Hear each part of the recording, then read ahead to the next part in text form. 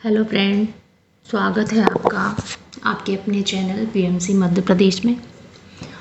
आज फ्रेंड जो मैं बुक लेकर आई हूँ उसका नाम है जीवात्मा जगत के नियम।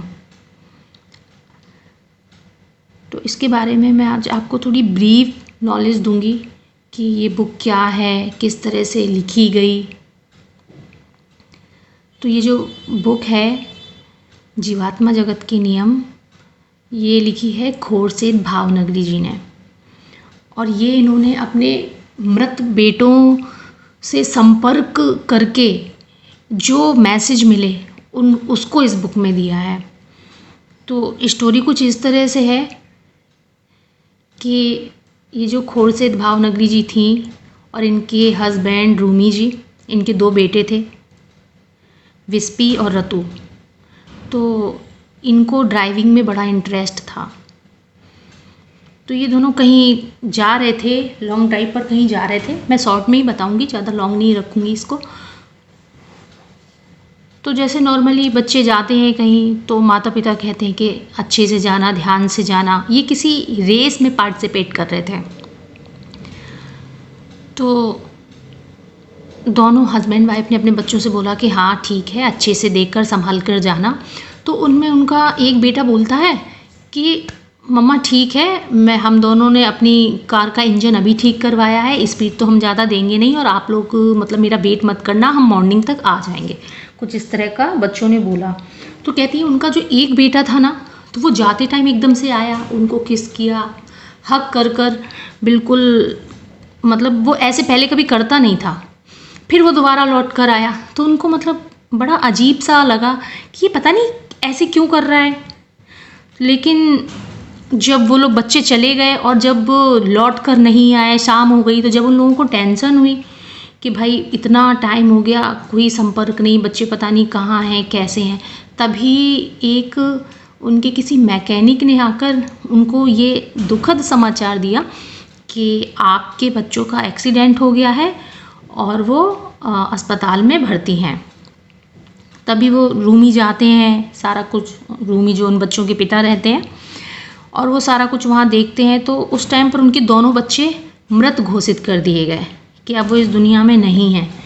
तो आते हैं लौट कर अपनी वाइफ को किसी भी तरह मतलब बताते हैं कि एक तरह से मतलब वो हस्बैंड वाइफ ऐसा फील कर रहे होते हैं कि उनकी तो मतलब दुनिया ही उजड़ गई।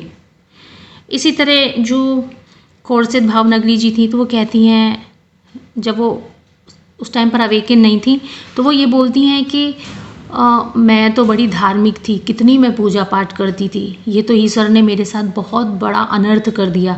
इस तरह से वो काफ़ी दुखी होती हैं। लेकिन तभी कुछ दिन बाद क्या होता है कि उनकी कोई एक पड़ोसी रहती हैं, तो वो अपनी कहीं भाभी या किसी छोटे मोटे फंक्शन में गई होती हैं। तो वहाँ जाकर उनको एक इस बात की खबर मिलती है कि कोई 2 लड़के हैं जो ये स्वचालित लेखन जो होता है उसके माध्यम से कुछ मैसेज दे रहे हैं, और वो ये बोल रहे हैं कि उनकी अभी दुर्घटना में मृत्यु हो गई है और वो अपने माता पिता को कुछ मैसेज देना चाहते हैं।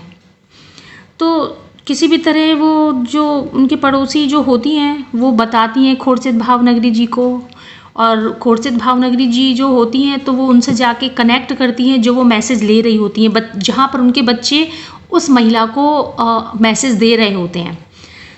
तो उसके बाद खोड़सेद भावनगरी जी मैसेज तो लेती हैं और जो स्वचालित लेखन होता है ना उसको भी सीखती हैं, समझती हैं, और फिर वो अपने बच्चों के मैसेज खुद ही रिसीव करती हैं।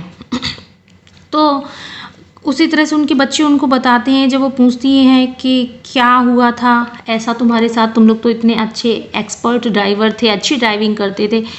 तो वो बच्चे कहते हैं कि पता नहीं ऐसा क्या हुआ कि एकदम से हमारी आँख लग गई और कुछ ऐसी परछाई सी, मतलब किस तरह से एक्सीडेंट हो गया कि उनको खुद भी मतलब ऐसा समझ में नहीं आया।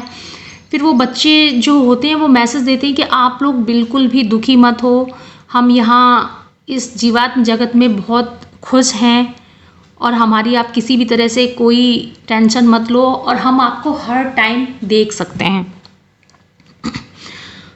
तो इसके बाद वो बच्चे कहते हैं कि आपको हम कुछ मैसेज देना चाहते हैं, वो मैसेज आप बुक के ज़रिए, एक किताब लिखिए, उसके ज़रिए पूरी दुनिया में फैलाइए, ताकि लोगों को पता चले कि ईश्वर के असली नियम क्या हैं।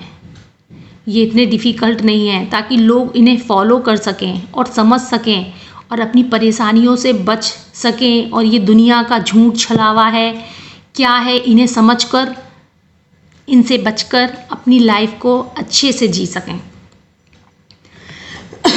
थोड़ा सा बताना चाहती हूँ ऑटोमेटिक राइटिंग किसे बोलते हैं या स्वचालित लेखन क्या होता है। तो ऑटोमेटिक राइटिंग एक वो प्रोसेस है जिसमें हम, जो इंसान ये पृथ्वी को छोड़कर जा चुके हैं, मतलब मृत हैं, ऐसे लोगों से अगर हम कनेक्ट करना चाहते हैं तो ऑटोमेटिक राइटिंग एक बहुत ही अच्छा ज़रिया है। कभी कभी ऐसा होता है कि जो ऑटो राइटिंग करते हैं, कुछ आत्माएं उनसे अपने आप कनेक्ट होती हैं, और कभी कभी कुछ ऐसा होता है कि कुछ प्रियजन ऐसे होते हैं जो ये दुनिया छोड़कर जा चुके हैं, और हमें लगता है कि ऐसा क्या हुआ उनके साथ अचानक से, या और भी कुछ ऐसी चीज़ें जो हमें ऐसा मतलब फील कराती हैं कि अगर इनसे कनेक्शन बन जाए तो मुझे इस चीज़ का जवाब मिल सके।